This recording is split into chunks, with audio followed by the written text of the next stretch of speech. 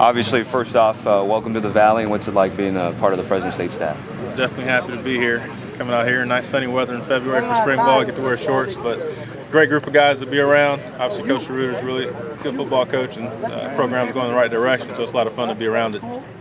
Now that you're here, can you talk a little bit about how you got here and sort of how either Coach contacted you or you contacted Fresno State, and how you ended up being on the staff here in the second year as coach?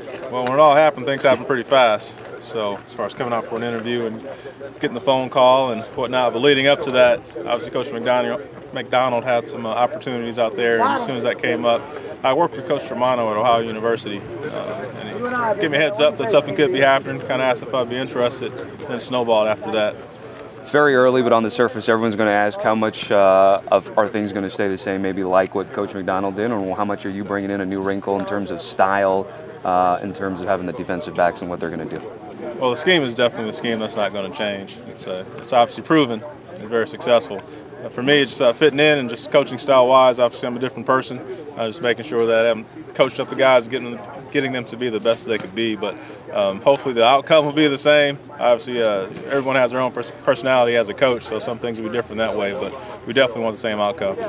George, you have anything? Yeah, how long does it take you to get to know your guys? You want to know them on a more personal level, aside from being on the field and things like that. Does that take a little bit of time? That's definitely going to be a process, because obviously at some point you want to get to the level where guys feel comfortable coming in, talking to you about personal issues and whatnot. But just after the second practice and really my first week, that part of it, we're still working on that. But scheme-wise, luckily I've been in a similar scheme on the back end as far as picking up the coverages, so I feel pretty confident about that, being able to step in and actually coach up the guys and use that coaching voice as opposed to letting Coach Peterson do all the work. So I'm helping out a little bit. And what do you think about your guys so far as a group? Definitely an athletic group. They work hard. Having really good experience coming back makes it a lot easier for a new coach. So have some of the younger guys where can really bring them along, but having the veterans out there definitely helps. But athletic group, and looking forward to working with them. Last question for me: is it tough to go from head coach to position coach? Is there some things that you have to adjust for yourself? Kind of, oh, I can't do this anymore. I got to concentrate on one single group instead of the whole group, pretty much. Not really hard at the lower level. The good thing is you actually still get to be a coach, so you can either, for me, I ran the defense and actually coached the DBs at Missouri S&T, so that part's pretty easy. Just in the practice, kind of sitting back when you usually be talking, so that's a little bit different, but I'm all right with it.